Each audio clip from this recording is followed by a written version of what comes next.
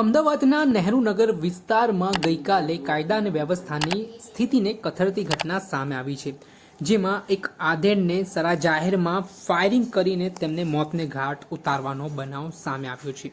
બનાવની વિગતે વાત કરીએ તો હાલ જે મૃતક છે બાધાજી મોદી, તેઓ પોતાની દુકાન ઉપર બેઠા હતા। દરમિયાન રાત્રે 11:30 વાગ્યાની આસપાસ બે બાઇક ઉપર બુખાની ધારી શખ્સો આવે છે ને જે પોતાની શોપ ઉપર બેસેલા બાધાજી મોદી છે તેમના ઉપર ધડાધડ ફાયરિંગ કરે છે।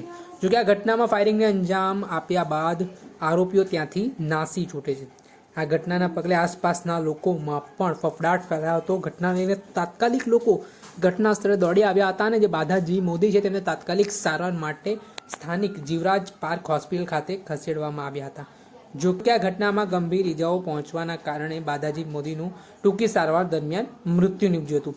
આ ઘટનાથી મારવાડી સમાજમાં ભારે આક્રોશ ફાટી નીકળ્યો હતો અને મારવાડી સમાજે માંગ મૂકી હતી પોલીસ સમક્ષ કે જ્યાં સુધી આરોપીઓ નહીં પકડાય ત્યાં સુધી તેઓ મૃતદેહ સ્વીકારશે નહીં। તેને લઈને પોલીસ ઉચ્ચ અધિકારીઓ પણ તાત્કાલિક ઘટના સ્થળે દોડી આવ્યા હતા અને મારવાડી સમાજના લોકોને સમજાવવાના પ્રયત્ન કરવામાં આવ્યા હતા, જેમાં મારવાડી સમાજે પોલીસને 15 દિવસનું અલ્ટિમેટમ આપ્યું છે અને કહ્યું છે કે જો 15 દિવસની અંદર આરોપીઓની ધરપકડ કરવામાં નહીં આવે તો તેઓ સમગ્ર રાજસ્થાન અને ગુજરાતના મારવાડી સમાજને એકત્ર કરશે અને ત્યારબાદ ગાંધીનગર ખાતે ઘેરાવ કરીને આંદોલનની શરૂઆત કરશે।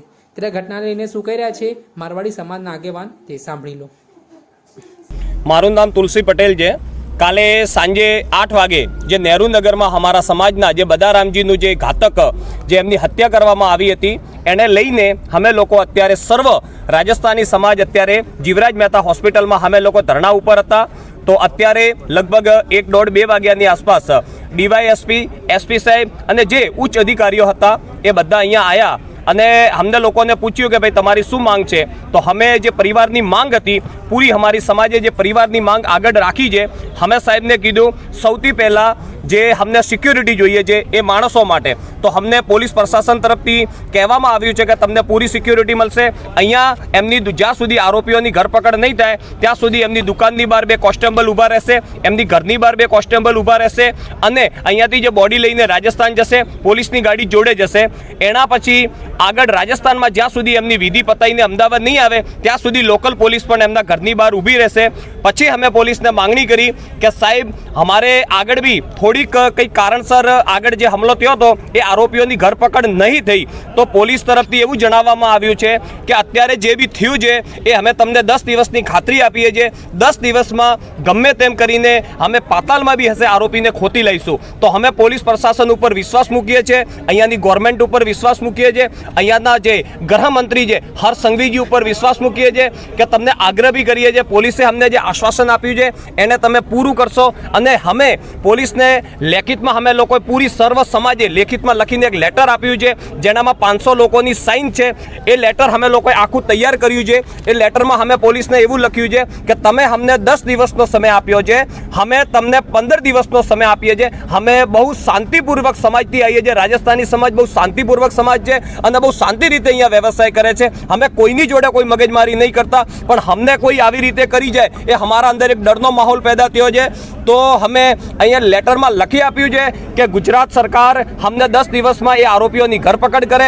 અગર આરોપીઓની 10 દિવસમાં ધરપકડ નહીં થશે તો સર્વ રાજસ્થાની સમાજ એક દિવસ આખું અમદાવાદમાં એમના બિઝનેસ, એમનો વ્યવસાય, એમનો ધંધો બંધ રાખીને ગાંધીનગર જે વિધાનસભા છે એની બહાર બહુ વિશાળ ધરણું આપશે અને એ ધરણું ત્યાં સુધી રહેશે જ્યાં સુધી આરોપીઓની ધરપકડ નહીં થાય। એ અમારી સમાજની માંગણી હતી ને એ લોકોએ માની છે।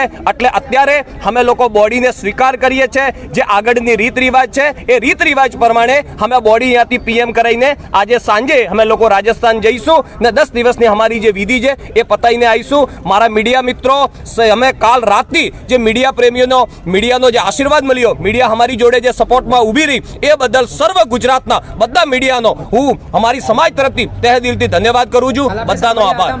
સમાજના આગેવાન તેમણે સ્પષ્ટ ચીમકી આપી છે અને જણાવ્યું છે કે 15 દિવસની અંદર જો આરોપીઓની ધરપકડ કરવામાં નહીં આવે તો ઉગ્ર આંદોલન થવાની જે શક્યતા છે ગુજરાતમાં થશે।